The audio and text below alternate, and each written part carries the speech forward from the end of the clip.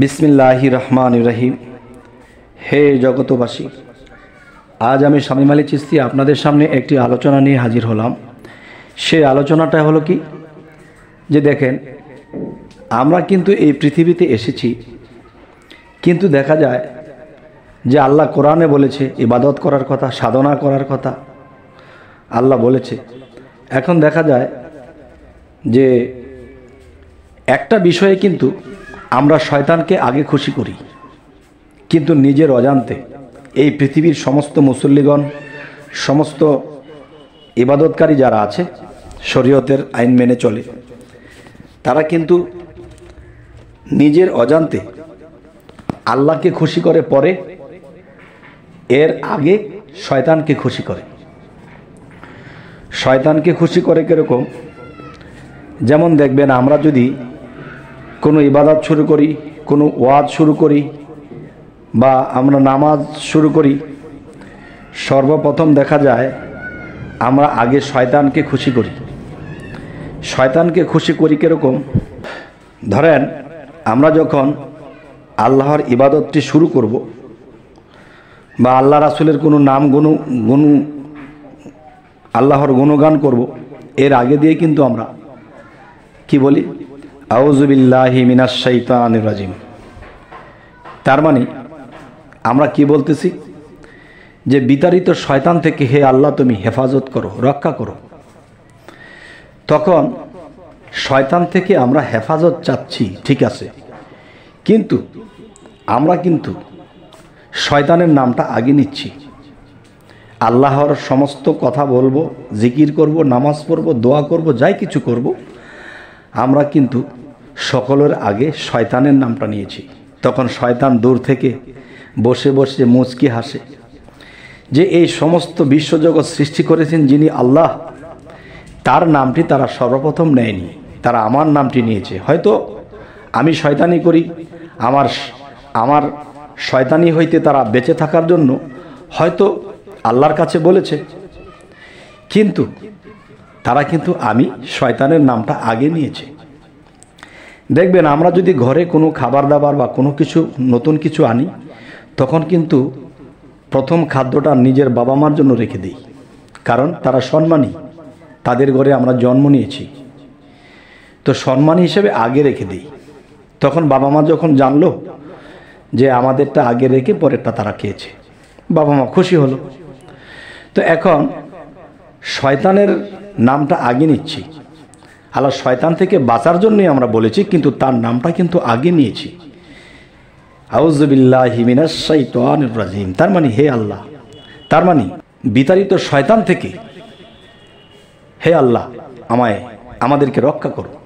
তার মানে বিতাড়িত শয়তান থেকে আমাদেরকে রক্ষা করুন। আল্লাহর নামটি পরে বলেছি, আগে শয়তানের কথা বলেছি, যে উদ্দেশ্যেই বলি। কিন্তু শয়তান কিন্তু খুশি যে পৃথিবীতে আমি এমন কিছু কাজ করেছি, এমন কিছু করেছি যে আমি শয়তানের নামটাই তারা সমস্ত ইবাদতের আগে নিচ্ছে। দেখবেন, আমি কিন্তু ইউটিউবে যখন আলোচনা করি, আমি বিসমিল্লাহির রহমানির রহিম মানে বিসমে আল্লাহ, মানে বিসমিল্লাহর ভিতরে আল্লাহর নামটি নিহিত, আমি আল্লাহর নাম দিয়েই শুরু করি। আমি কিন্তু আউযু বিল্লাহ বলি না। আচ্ছা, তাহলে দেখা গেছে যারা এটা করতেছে তারা কি ভুল করতেছে? না, তাদের কাছে এটা ভুল লাগতেছে না, কিন্তু আমার কাছে এটা ভুল লাগতেছে। তাই আমি বিসমিল্লাহ বলে শুরু করি, কিংবা জগৎবাসী বলে শুরু করি, কিন্তু আমি কিন্তু শয়তানের নামটা বলি না। সেটা হয়তো দেখা গেছে শয়তানি জিনিসটা যখন আমার মধ্যে কাজ করবে, আমার মনটা যখন শয়তানির দিকে চলে যাবে, তখন হয়তো আমি বিতাড়িত শয়তান থেকে আল্লাহর কাছে পানা চাবো, রক্ষা চাইব, কিন্তু কোনো ইবাদতের আগে নয়, কারণ ইবাদত একমাত্র আল্লাহর জন্য। তাহলে ইবাদত যদি শুধু আল্লাহর জন্য হয়ে থাকে, আমরা কিন্তু সর্বপ্রথমেই শয়তানের নাম নিচ্ছি। তার থেকে বাঁচার জন্য নেই, সমস্যা নেই, কিন্তু শয়তান তো বলতেছে তারা আমার নামটা সবার আগে নিয়েছে।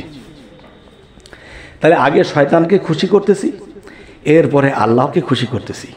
তো আমরা কি দোষী হচ্ছি না আল্লাহকে খুশি করছি? এটা আপনারা বলবেন। তবে হে জগতবাসী, আমি যতদিন ধরে আপনাদের সামনে আলোচনা করি, আপনারা আমার থ্যাম্বনেলটা দেখে খুব রাগান্বিত হন, এরপরে যখন দেখেন তখন কিন্তু ঠান্ডা পানি হয়ে যান। কেননা আমি প্রথম আগুন ধরিয়ে দিই, এরপরে ঠান্ডা পানি সাথে রাখি, ছিটা দিয়ে দিই, ইনশাল্লাহ নিভে যায়, তখন ঠান্ডা শীতল হয়ে যায়। তবে আজকের এই আলোচনা আপনাদেরকে কি বোঝাতে চাইলাম, আমরা সর্ব ইবাদত শুরুই করব, প্রথম থেকে শুরু করব আল্লাহর নাম নিয়ে, বিসমিল্লাহির রহমানির রহিম বলে আমরা শুরু করব। আর শয়তানের বিষয়টা হলো ইবাদত ছাড়া বলবো। দেখেন, ওয়াজ শোনা, ওয়াজ করা, এটাও কিন্তু ইবাদত। এবং নামাজ শুরু করব, এর শুরুতেও কিন্তু আল্লাহর ইবাদত। আল্লাহর ইবাদতের সাথে শয়তানকে কেন যুক্ত করব? শয়তানের নামটা ঘরে বসে বলবো যে আল্লাহ, মসজিদে যাচ্ছি, ওয়াজে যাচ্ছি, বা আমরা একটা তোমার ইবাদতে যাইতেছি, শয়তান থেকে আমাদেরকে রক্ষা করো। যখন ইবাদতে দাঁড়িয়ে যাব তখন আর শয়তানের কথা বলবো না, কারণ আমি তো আগেই আল্লাহকে বলে দিয়েছি। এখন যদি বলি না, তখনও বলতে হবে কেন? আল্লাহ কি ভুলে যাবে? আমি যে বাড়ি থেকে বলে এসেছিলাম, এটা কি আল্লাহ ভুলে যাবে? যাই হোক, হে জগতবাসী, আপনাদের সামনে আমি মাঝে মাঝে এমনই আলাপ তুলে ধরি যা খুবই খারাপ লাগে হয়তো আপনাদের। থাম্বনেল দেখে খারাপ নেবেন না, আগে শুনবেন এই কথাগুলো কি। তবে আরও একটি কথা বলবো, এই পৃথিবীতে শয়তানেরও শিষ্য আছে। শয়তানের শিষ্য যে আছে তারা কিন্তু শয়তানের অনুসারেই চলতেছে, কিন্তু তারা জানতেছে না, তারা বুঝতেছে না, তারা যে শয়তানের পায়রবি করতেছে, তারা ভালোটা মনেই খারাপটা করতেছে। তাই এই পৃথিবীতে আল্লাহ যুগে যুগে নবী রাসূলদেরকে পাঠিয়েছেন, নবুয়াত খতম হয়ে গেছে, এখন কামেল মুর্শিদ অলিয়াউলিয়াদেরকে পাঠাইতেছেন। তাহলে কামেল মুর্শিদ অলিয়াউলিয়াদেরকে কেন পাঠাইতেছেন? দেখেন, একটা হলো গ্রন্থ পড়ে এবং বাহ্যিক ইবাদত করে মাওলানা হওয়া, মমিন হওয়া বা শিক্ষিত হওয়া, এটা একটা বিষয়।